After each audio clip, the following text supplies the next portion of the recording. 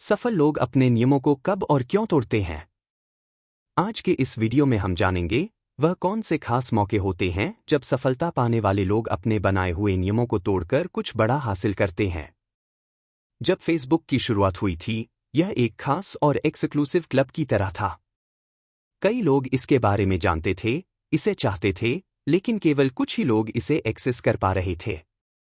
2004 में mark Zuckerberg ने एक नेटवर्क शुरू किया जिसमें लोगों के प्रोफाइल होते थे। यह सिर्फ हार्वर्ड विश्वविद्यालय के छात्रों के लिए था। हार्वर्ड में दाखिला लेना खुद एक विशेष क्लब में प्रवेश जैसा था। फेसबुक पर अकाउंट बनाना उस विशेषता को इंटरनेट पर लाना था। फेसबुक एक तरह से वर्चुअल कैंपस बन गया था।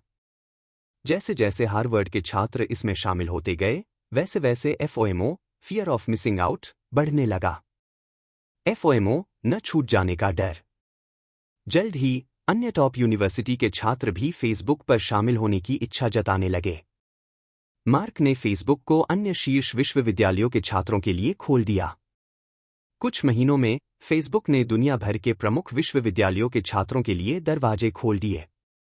जैसे जैसे फेसबुक पर छात्रों की संख्या बढ़ी, वैसे वैसे फेसबुक में शामिल होने की ख्वाहिश भी बढ़ने लगी।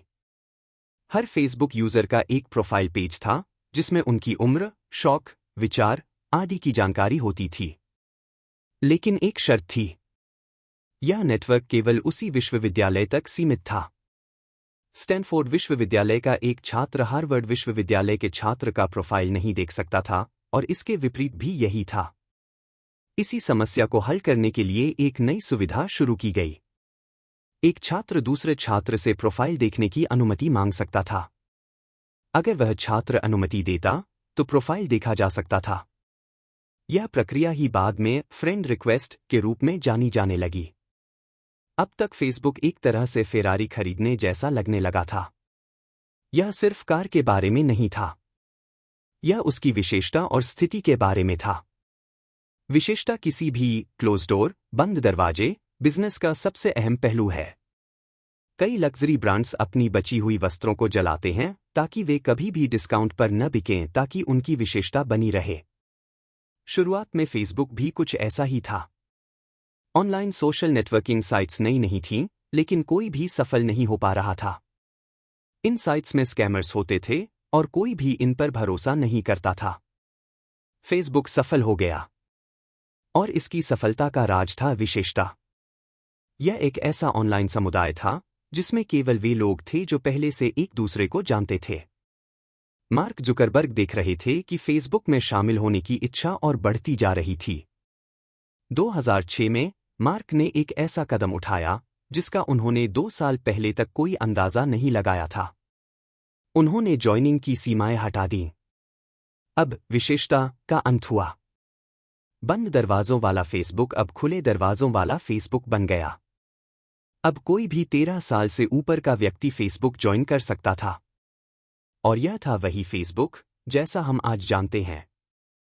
आज फेसबुक के 3 बिलियन से ज्यादा एक्टिव यूजर्स हैं, 2024 तक। फेसबुक ने जानबूझकर अपनी सबसे अहम नीति को छोड़ दिया, और यही कदम उनकी सफलता का कारण बना। एप्पल और गूगल की कहानी। स्टीव जॉब्स और एप्पल को हमेशा एक बंद इकोसिस्टम के लिए जाना जाता है। इसका मतलब था कि एप्पल को दूसरों के सॉफ्टवेयर और ऐप्स पसंद नहीं थे। अक्सर सॉफ्टवेयर और हार्डवेयर अलग अलग कंपनियां बनाती थीं। Google Android software operating system बनाता है, जबकि स्मार्टफोन निर्माता कंपनियां जैसे सैमसंग, वन प्लस, विवो आदि होते हैं।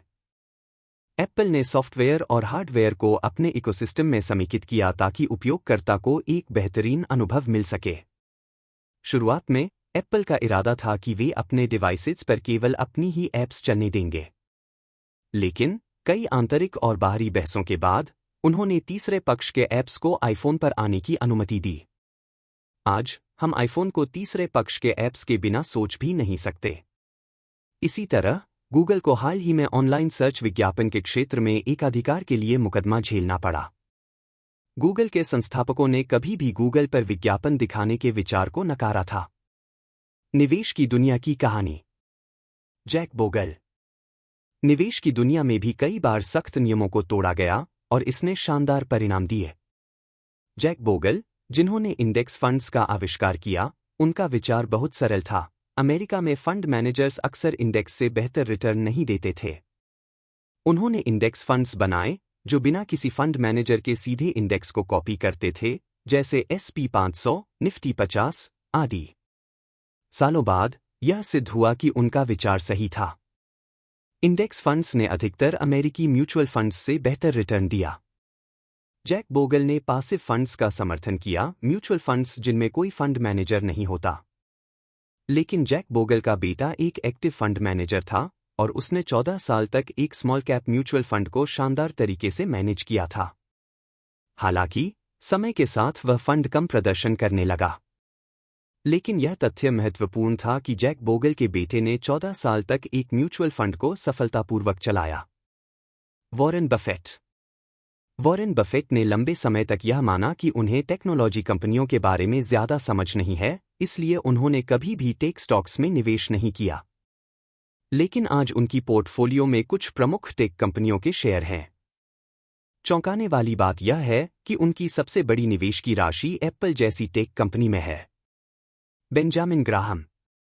वॉरेन बफेट के गुरु बेंजामिन ग्राहम एक स्ट्रॉन्ग वैल्यू इन्वेस्टर थे। वह आमतौर पर अंडरवैल्यूड स्टॉक्स खरीदते थे और जब वह ओवरवैल्यूड हो जाते तो उन्हें बेच देते थे।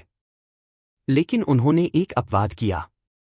जब उन्होंने एक बेहतरीन कंपनी देखी तो वह अपने नियम को तोड़ते हुए उसमें निवेश करने लगे। उन्होंने लगभग 25% अपनी पूंजी जिको नामक इंश्योरेंस कंपनी में लगा दी। हालांकि जिको के स्टॉक्स अंडरवैल्यूड नहीं थे, यह एक ग्रोथ स्टॉक था जो भविष्य में तेजी से बढ़ने की क्षमता रखता था। अपनी ही निवेश की रणनीति को नजरअंदाज करना ग्राहम के लिए बहुत फायदेमंद साबित हुआ और वह जिको से सबसे अधिक मुनाफा कमाने वाले निवेशक बने। नियम तोड़ने का जोखिम। कभी कभी नियमों को तोड़ना सही हो सकता है, लेकिन यह सावधानी से किया जाना चाहिए। नियमों का पालन करना अक्सर बेहतर होता है। यह जरूरी है कि निवेशक समझें, हाँ, कभी कभी नियम तोड़ना लाभकारी हो सकता है, लेकिन यह कभी कभी बहुत ही दुर्लभ स्थिति होती है। सिर्फ अत्यंत दुर्लभ अवसरों पर ही महान निवेशकों ने अपनी प्रमुख रणनीतियों को छोड़ा है। बाकी समय में उन्होंने अपने नियमों का पालन सख्ती से किया। आशा है कि आपको यह वीडियो पसंद आया होगा। अगर हाँ, तो अगली बार फिर मिलेंगे एक नए वीडियो के साथ। धन्यवाद।